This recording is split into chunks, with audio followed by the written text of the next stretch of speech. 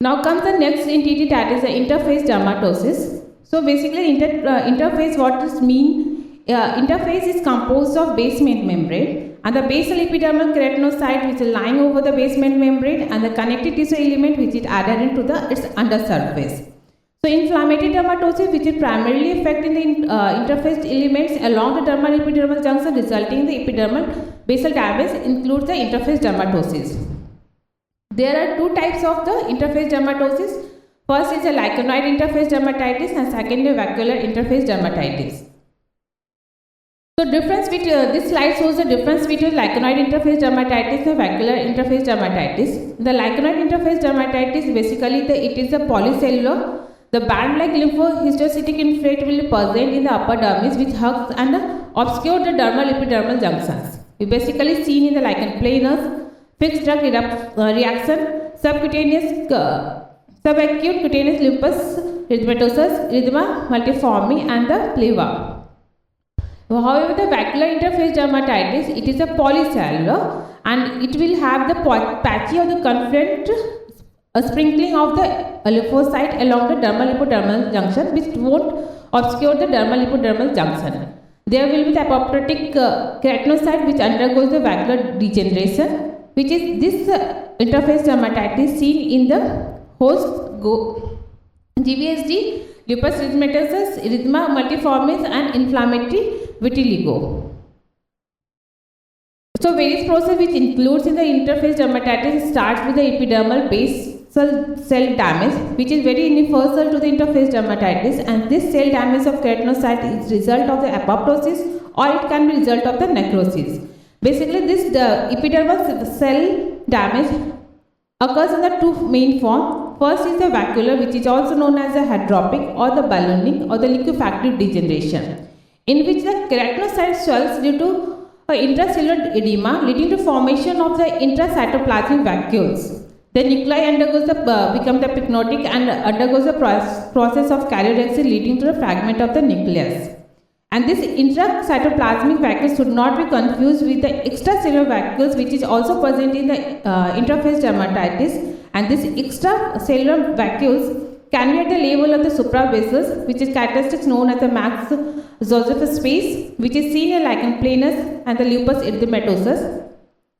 This extracellular vacuoles can be present within the basement membrane or it can be the infrabasal, which is seen in the lichen sclerosis. The histopathological image of the first image shows the max Zoseph space and second showing the infrabasal extracellular vacuoles which is found in the lichen sclerosis because of the dermal scarring. Basically, the extracellular cellular vacuoles is known as the artifactual because it has a killer space which have no neither having the serum nor having the any inflammatory cells.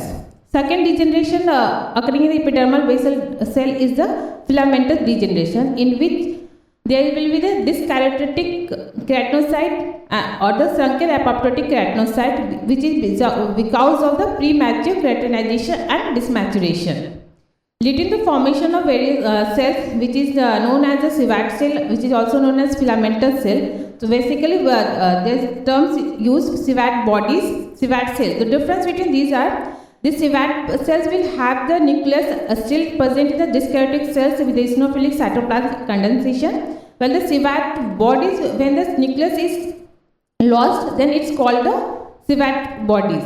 And this when these cells collapse together and drop below the dermal epidermal junction and visible as a homogeneous anucleate pink globules, it is known as the colloid bodies or the hyaline globules. The epidermal features of the interface dermatosis include the parakeratosis, orthokeratosis, acanthosis, hypergranulosis, spongiosis, atrophy and effacement of the retidiges, and squamization of the basal layer. Squamization of basal layer basically means apoptotic basal cells, apoptotic basal keratinocyte which totally lost or transformed polygonal shape with the abundant pink cytoplasm which resembles the spinous layers, giving the appearance as if spinous layers directly sitting on the papillary dermis. And it can be associated with dysplastic changes which are associated with malignant transformation in the form of the cellular pleomorphism, nuclear hyperchromatism or the loss of polarity. Dermal features of interface dermatosis, one should look into the nature of the infiltrate. However, the lymphocyte infiltrate is very universal to the interface dermatosis. However, the presence of other cells like the histiocyte giant cells can give the clue for the diagnosis of the lichen nitidus, papular granuloma annulare, papular sarcoidosis, lichen scleroforum. If there is the presence of neutrophils, eosinophil along with the lymphocyte, it gives clues for the drug reaction. If there is a prominent plasma cells, this gives the clue for the diagnosis of the acrodermatitis chronic atropicans and the secondary syphilis. If it is associated with the atypical lymphocyte, one can suspect for the pre or the early mycosis fungoides if other features suggest. In the dermis, there can be dermal scarring, which is basically due to the follicular plugging and adnexal destruction. Which is basically seen in the lichen sclerosus in the form of the papillary dermal scarring due to the hyalinization, which result in the glassy change due to the mucopolysaccharide deposition.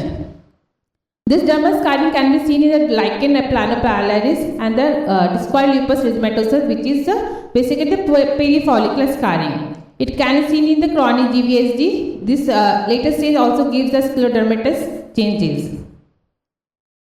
In the vascular changes of the interface dermatitis, there will be the perivascular lymphocytic cuffing with the intramural lymphocyte. There won't be the true vasculitis features, but they can confuse with the vasculitis. It can be seen in the lupus erythematosus, drug reaction, lichenoides, pigmented purpuric dermatosis.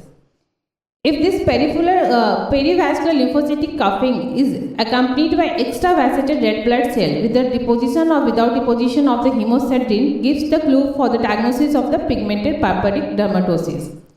Atrophic dermatosis along with the patchy vascular interface and the telangiectatic vessels in the upper dermis, it gives the diagnosis for the folliculoderma entities like the late stage of the GVHD, lupus erythematosus and the dermatomyositis.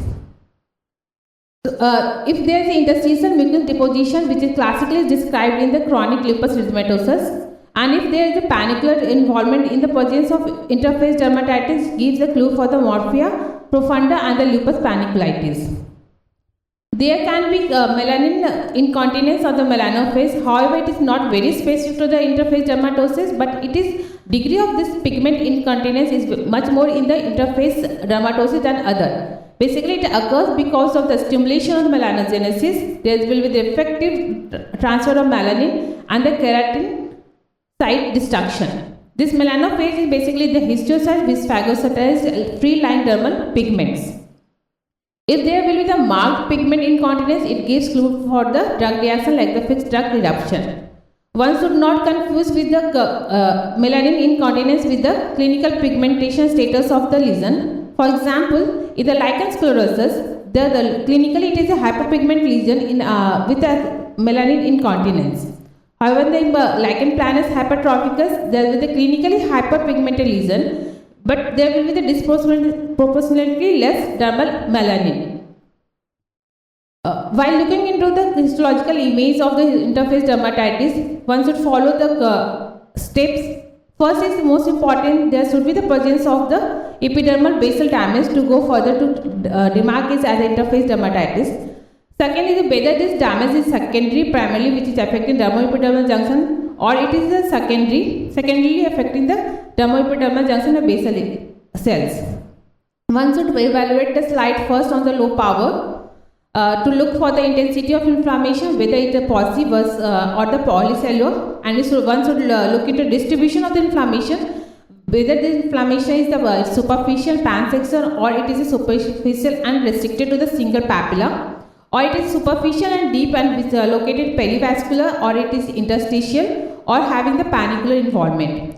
Whether there will adnexal involvement is there or not, and if the panicular involvement is there, whether it is septal or the lobular. So one can concise the differential diagnosis on the basis of the distribution of inflammation. If it is a superficial, it is basically seen in the lichen planus, lichen sclerosus, vitiligo, and the fixed drug eruption. If it is superficial and deep, it is seen in the lupus erythematosus, drug reaction, lichenoides, and the morphia. Perifollicular dermal Inflammation seen in the lichen planopilaris, lichen striatus. Pericrine seen in the lichen planoporitis. If it is a focal or the single papilla affected, it is seen in the lichen nitidus, but rarely can be seen in the papillary granuloma, annulare papilla sarcoidosis, and in the lichen sclerophyllosodum. After the evaluation for the low power, one should evaluate on the high power. The first layer should be evaluated the epidermis. Epidermis, whether there is a acanthosis or the atrophy, whether there is the orthokeratosis or parakeratosis, and whether if it present, whether it is a focal or the diffuse. Whether they are having hypergranulosis, look for the spongiosis and the type of keratinocyte degeneration, whether it is a vacuolar or it is a filamentous. Or this keratinocyte degeneration is basically located only the basal layer, which is in the chronic GVHD, vitiligo, lichen sclerosus, DLE and DM. Or it is the panepidermal, which is seen in the acute cytotoxic type of interface dermatitis, that is the SGS and then acute LE, pleva, FD, paraneoplastic pemphigus, morbidly formed drug eruptions, and the acute GVHD. One should look for any dysplastic change and epidermal tropism of the atypical lymphocyte in case of mycosis fungoides. Second, one should focus on the basement membrane, whether it is thickened or it is destroyed. In the all interface dermatitis, destruction of the basement membrane as a rule seen, but thickening, paradoxical thickening can be occurred because of degenerative mechanism, which is basically seen in the DLE, dermatomyositis, lichen sclerosus. The next, one should then focus on the dermis to evaluate the nature of the infiltrate, whether lymphocyte alone or having the additional presence of neutrophil, eosinophil, histocyte or the plasma cell. One should look for the degree of pigment incontinence and the vascular changes, whether it is a true vasculitis versus the perivascular lymphocytic cupping or the extravasation of the RBC, whether there is deposition of the hemostatin or not, telangiectasia present or not, and there is interstitial mucin. And one should last focus on the scarring part of the dermis, which can be superficial, periadnexal and the pandermal. So the prototype of interface dermatosis is lichen planus. The histological finding of the lichen planus can be compact orthokeratosis, west sepid hypergranulosis, irregular acanthosis, which is given the term sawtooth appearance, vacuolar alteration of the basal layer, and there will be the band-like dermal lymphocytic infiltrate in the upper dermis obscuring the dermal epidermal junction. The second histopathological image shows the Mac-Joseph space, which is the artifactual cleft between the epidermis and the lichenoid infiltrate. This first image shows the closer view of the lichen planus histological finding, in which one can see the lymphocyte and melanophagy in the papillary dermis along with the vacuolar alteration of the basal cell, necrotic keratinocyte, which is known as civet bodies, and which is usually the enlarged keratinocyte with the eosinophil cytoplasm. In the oral lichen planus, basically features seen as in the skin, but there will be the less hypergranulosis and there will be the confluent parakeratosis. In the hypertrophic lichen planus, they have the marked irregular acanthosis with the hypergranulosis. They have the compact orthokeratosis with the vacuolar alteration of the basal cell, lymphocytic infiltrate accentuated at the base of the reticulus in the hypertrophic lichen planus. Next, it is the lichen planopilaris.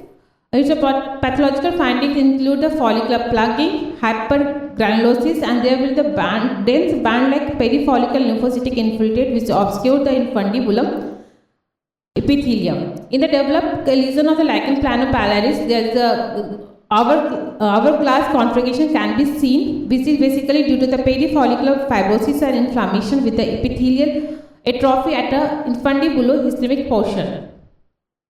Next, it is in lichenitis. It is characterized by having the focal or involvement of focal or single dermal papilla with the dense infiltrate lymphocyte and histocyte, and this dermal papilla will be expanded. There is a thin suprapapillary epidermis, the vacuolar alteration of the basal cell, and one can see the focal parakeratosis in the second image. Next, it is the petracil lichenoides it varioliformis acuta. It is characterized by lichenoid inflammatory infiltrates pattern with superficial and deep perivascular lymphocytic infiltrate. Closer view of the same entity can have an irregular acanthosis, pallor of the upper layer of the epidermis, spongiosis, there will be necrotic keratinocyte, confluent mound of the parakeratosis with the plasma, neutrophils and lymphocyte. Lichenoid inflammatory infiltrates with the infiltrate of the lymphocyte and extravasated erythrocytes. In the erythema multiformis, there will be the normal vascade weave orthokeratosis associated with the marked ballooning degeneration of epidermis. There is a reticular alteration and epidermal necrosis resulting in an intraepidermal blister. This reticular alteration can be seen basically in the spongiatic dermatosis also, but spongiatic dermatosis won't be associated with the epidermal basal cell damage as seen in the erythema multiforme. To conclude my slide, one should follow the stepwise and systematic histopathological approach that help in arriving at specific diagnosis in the most cases of psoriasiform dermatitis. Stratum corneum holds a lot of subtle and important clues and should be elucidated carefully. In the lichenoid dermatosis, apart from the basal keratinocyte damage, they won't share any common findings. So, secondary epidermal and dermal features allows the differentiation between the various interface dermatosis, and also the clinical pathological correlation is very important. Thank you.